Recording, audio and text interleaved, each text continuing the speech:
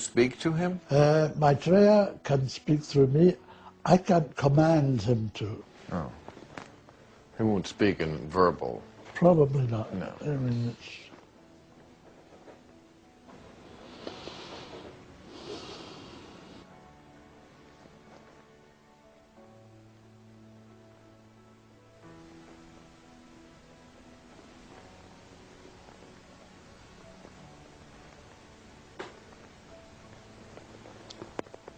I am closer to you than you may think.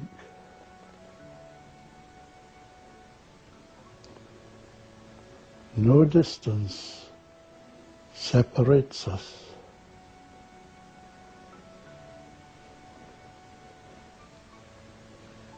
And I can tell you truly that it is not long before you see my face.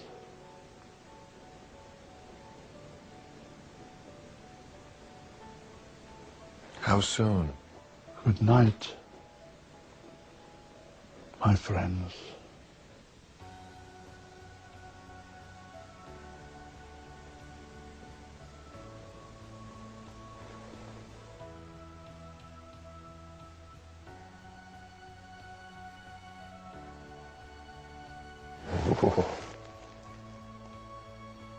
Is that you, Master?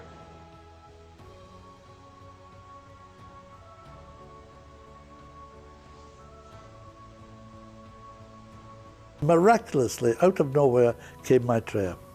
He spoke to the crowd in perfect, unaccented Swahili for maybe 15, 20 minutes, something like that. And he told Mary Akatsa at one point to put her hand in his pocket. And she said in the pocket were 4 crosses made of gold, big crosses like that. And she pulled one out, and we have a photograph of her holding the cross up like that. Big cross, about 14, 15 inches high, like that, made of gold. And then he healed about 40 or 50 people standing in the area where he was. Then he said, now I have to go, but I will be back with, they said, a bucket full of blessings. And he said, I have to go. And somebody there, one of the group there, said, well, I have a car, can I take you to the station? So he got in the car, but he only went about 100 yards, and they said, I have to get out here. So he got out of the car and walked away, and he took a few steps and just disappeared. This is the Antichrist. He came to establish false religion, false prophecy in Africa. That's what happened to Africa. That's why you have all these things going on all over the place. 1991 to 2002, Maitreya makes 238 similar appearances to religious gatherings in various guises all over the world. He is often recognized as the teacher they are awaiting and speaks in their own languages for 15 to 20 minutes. Remember when he appeared to Mary Ekatsa, he spoke in unaccentuated Swahili, just like he was born there. What he claims that he is to the Christians, in quote, is what he says he is to the Muslims. He says he is the expected Messiah for all the religions of the world, which is an anomaly. So he has gone to all the other religions of the world to appear to them as well, the way he appeared to Mary Akatsa, who he probably believes is a representation of the Pentecostal movement in Africa, but that's a representation of the false prophetic movement in the whole of our continent. Not the real one. So he appeared to them and did the same thing that he did to Mary Akatsa. Between 1991 to 2002 still, at the same time, he usually charges a deep, inexhaustible water source in the area with extraordinary healing properties. 777 healing wells will eventually be found. 3 have been reported: Lacote, Mexico, Nordeno, Germany, and Nadana, India. 3 out of 777 wells. Healing wells. Does that sound anyhow familiar to you? Healing wells, from where people now began to establish healing pools of water, where you can easily go and jump in the pool and you get healed. So this is a Maitreya who has given miraculous powers to Mary Ekatsa, as admitted by Benjamin Crane, who is now going around and establishing healing wells. And these wells actually did heal people. They healed animals, because there was a cat that was completely crippled. The hind limbs were completely down. It couldn't move. They gave this water to the cat. This cat got up and walked. Fiona is severely crippled with arthritis and can barely drag herself along. I know she can move. She got down. Her miracle was that she drank some of the Tlakote healing waters created by Maitreya and had a miraculous healing. We'll tell you a little bit about how the water got to her, and then you'll see the aftershock of how she was once healed. Having heard about the healing waters in Tlakote, Mexico, her friend Ron drove to Mexico with a lot of big containers of water and collected several containers to fill his van and came home with them to help the cat and anybody else that could be helped. 777 of these wells, created by Maitreya, are to be found on every continent around the world. It has been predicted that there will be no end to this perfectly pure healing water. And here's Fiona after she drank the water from Tlakote that Ron had brought. Ron likes cats. Come on. Ron likes kitties. Oh, very good. Come on. Very. Jeez. Yeah, that's great, cat. Yeah, it's absolutely Isn't that great. amazing? You can see how people are carrying white gallons, rushing from place to another to go and fetch the holy water, the miracle water they call it. Does that sound familiar? The miracle water. That's what they have. They go from place to place, fly from all over the place to wherever the wells are located. They will go and fetch the water. Some of these fake prophets will go and get it and put it inside the pools that they have. And then they tell you, come in, and then you go there, you get healed. And they go like, have you seen? This is God. And they tell you, oh, it's done in the Bible because you have the pool of Bethesda in the Bible. No, this is not about the pool of Bethesda. This is about something that the Antichrist himself established. This is his legacy. It was from him that this thing first was announced. Miracle wells, miracle pools where people go and sit inside it and they get healed. 777 of them. Why would he use 777 when the Bible tells us his mark is 666? Because 777, as we see in most parts of the Bible, is a number for perfection. It's a number of completion. So he is using 777 because in the occult, 777 actually stands for a perfected man, which is the same meaning that Buddha stands for. A man that has attained the highest perfection ever known to mankind.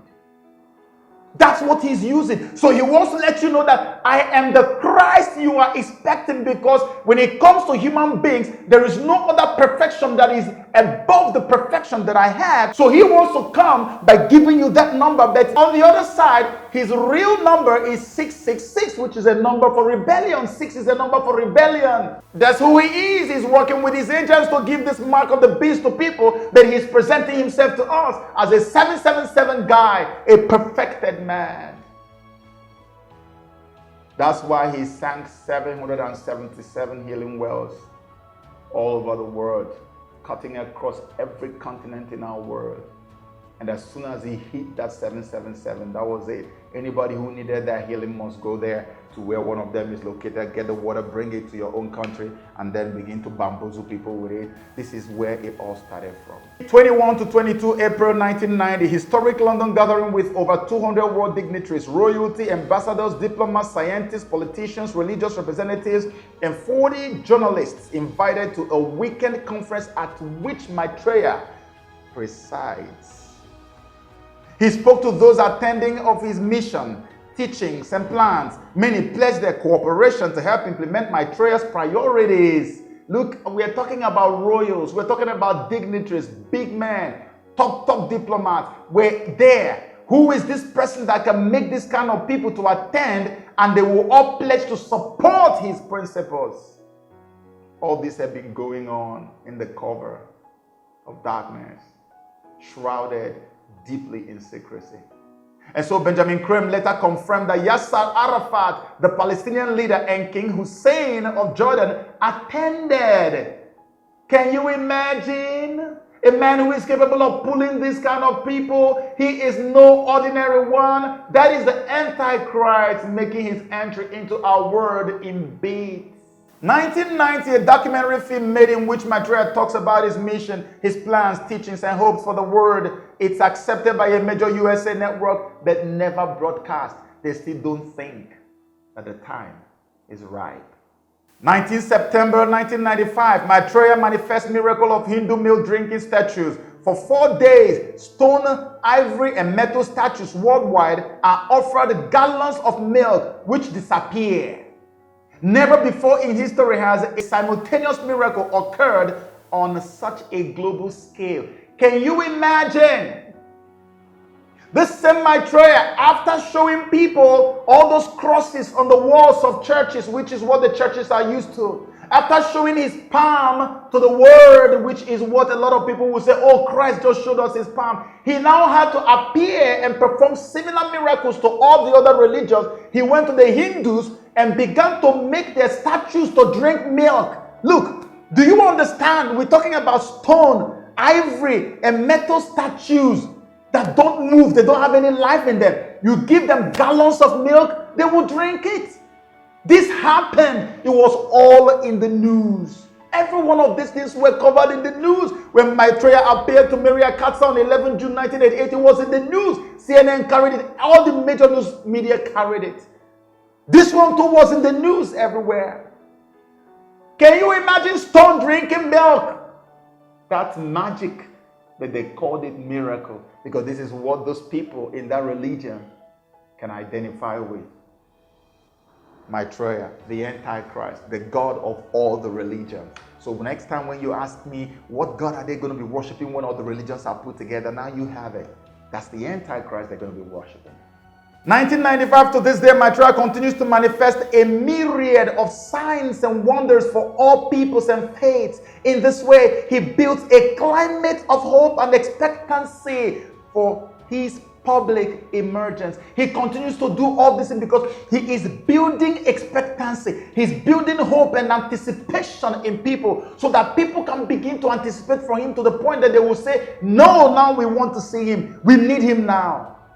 That's what he's doing all this for. 12 December 2008, Benjamin Crane announces that a large, brilliant star-like luminary will soon be seen night and day around the world to herald Maitreya's first TV interview on a major US network.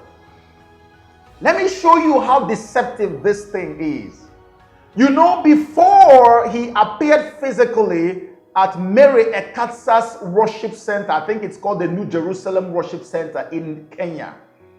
A week before his physical appearance, there was a star that was seen. You know, people say they saw a star, moving around in the sky. It was too bright. They thought it was a plane, but it turned out it wasn't a plane. It was just a star. And that star basically is now, credited as being the star that heralded his physical appearance in Kenya. Saturday before, the week before, he was in the town, center of the town, and he saw a star going round and round.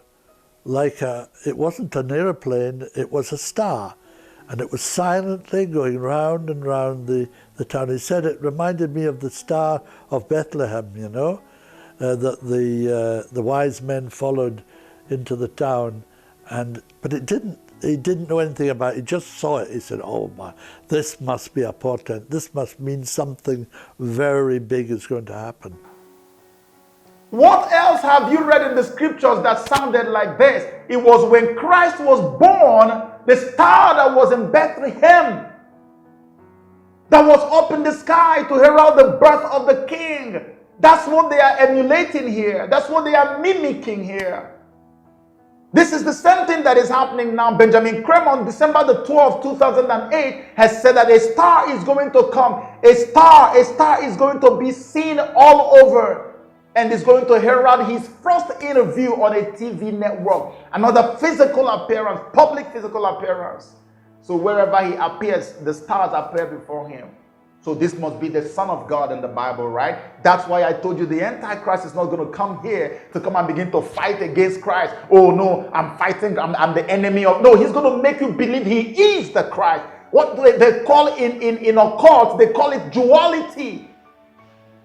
2009, January to this day, an increasing number of sightings of the star from all over the world are reported in Share International. Remember, Share International is the organization that Benjamin Creme is heading that is actually promoting the emergence of the Antichrist.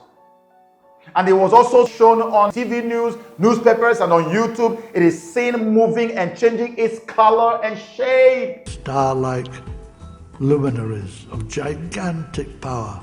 They are not stars, but they look like stars.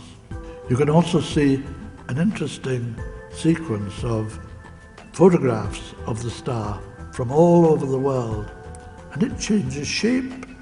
It becomes to look more like a spacecraft than a star, and then back to a star, and so on. It depends how deeply you zoom into it, and you will find people who don't even know what they're looking at say, "What is this? I've never seen anything like it. It's gigantic, it's changing colour. Look, look, look. It's extraordinary. Is that fire coming out of it? Look at it. It's moving, it's disappearing." And these stars are the herald of Maitreya.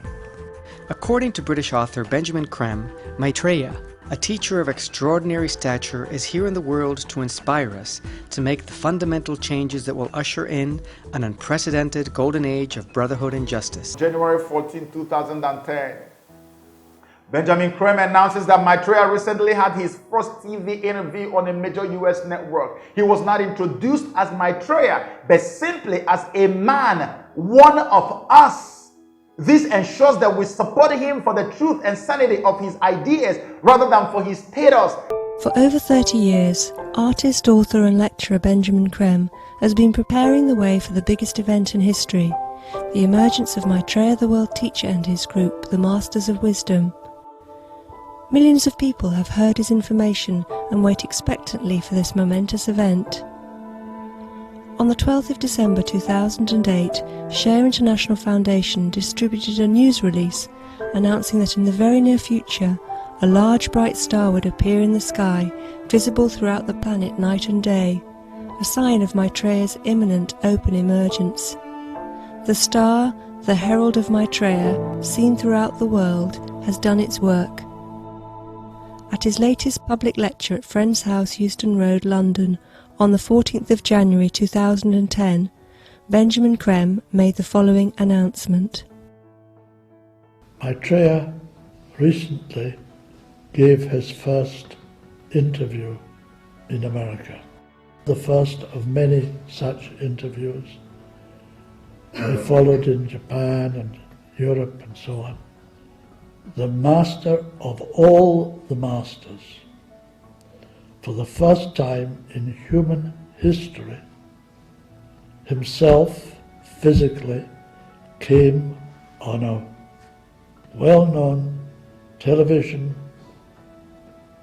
program in a major network in the United States, but undeclared as Maitreya, just as one of us.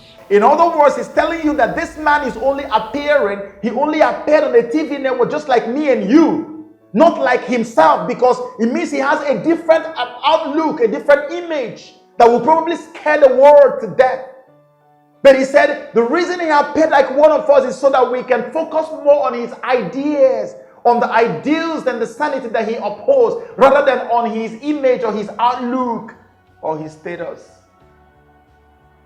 He appeared. I remember when this happened in 2010. I was living right there in my home in California.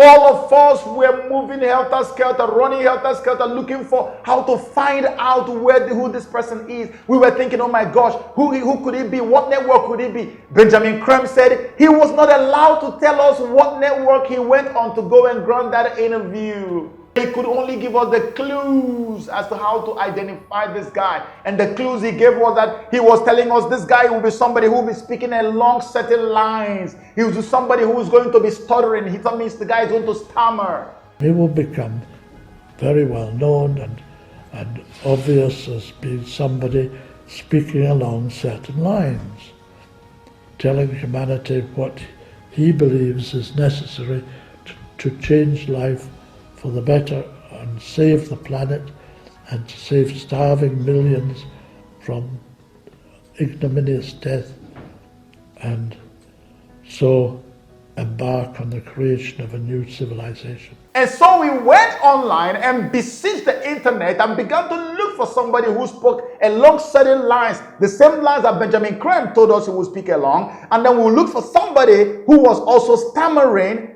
and was speaking along those same lines. And the whole thing fell on one guy called Raj Patel. Now, I want to talk about the sort of current state of the food system. And the state is not good. Today we live in a world where there are 1 billion people who are overweight and 1 billion people who are starving. About why it is that we live in a world where there are 850 million people who go hungry every year and 1 billion people who are overweight. Okay, how do you possibly change that? Well, I mean, there are ways around that. I mean, but certainly we need to think more about redistribution. Raj Patel happened to fit every single description that Benjamin Creme had given us about the person we should see as Maitreya granting interviews on US television networks. Raj Patel spoke along those lines. Raj Patel stuttered. Raj Patel, of course, happened to come from India, even though he's a British citizen. He happened to come from India. Remember Himalaya. Remember Pakistan. Then flew to London. Remember all that. So it did make a lot of sense that this could be the person, but Benjamin Creme would neither confirm nor deny it, because he was bound not to do that. By 2010, 13 April, Benjamin Creme states on an internet radio interview that Maitreya has now given 10 interviews on the same US TV network. 10 different interviews on the same US network. What next? Maitreya will give further interviews in the US, then in other countries around the world. Example, Japan, UK, Russia, China, etc. In each case, he will speak in the language of that country. During this time, Maitreya will neither confirm nor deny claims as to his identity, his true identity, just the way Benjamin Creme is doing. He will have all those interviews, but he will never confirm or deny his true identity. Look at what Benjamin Creme says. He said, "Look for a man of wisdom and simplicity who calls for justice and freedom for all." When enough people are responding to his ideas, his solutions, Maitreya will then be asked to speak to the entire world. This day will be known as the Day of Declaration, the day in which Maitreya will reveal his true identity and status to the people of the world. The choice will then be ours whether to act on Maitreya's guidance or to continue on our current path. Maitreya does not come to save us, only humanity can save itself. We must choose to rebuild the world based on the principles of sharing, justice, and brotherhood, or there will be no peace and therefore no future. You see, on the Day of Declaration, that is the day that Maitreya is going to show himself to the rest of humanity. On the Day of Declaration, to get back to that, he will, I don't know how long it will take, maybe 30 minutes, 35 minutes, something, 40 minutes, something like that. He will not speak, not say a word, but his thoughts, his ideas will be heard inwardly, telepathically, by everybody in the world, everybody above the age of 14. So if you're 14, you're Slovenian, you'll hear him in Slovenian. If you're Russian, you'll hear him in Russian. Americans in American, English in English, French in French, Dutch in Dutch, and so on.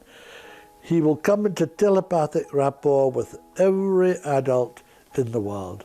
That is the day that Maitreya is going to come into a telepathic rapport with every human being. As Benjamin Creme put it, anybody who is above the age of 14, you are going to hear Maitreya's voice in your mind, in your head. So he is going to speak to you telepathically, not directly. This is to show you that this thing all connects together with the whole mind control thing, with microchipping and the rest of them. Remember what we told you about RFID chip? That the moment you receive the chip, you become an electronic gadget. That means that a supercomputer from somewhere will not be transmitting a lot of thoughts to you. They can make you very angry. They can make you excessively happy. They can make you depressed. They can make you want to go and kill yourself or commit suicide. They can do anything to you. You are no longer yourself.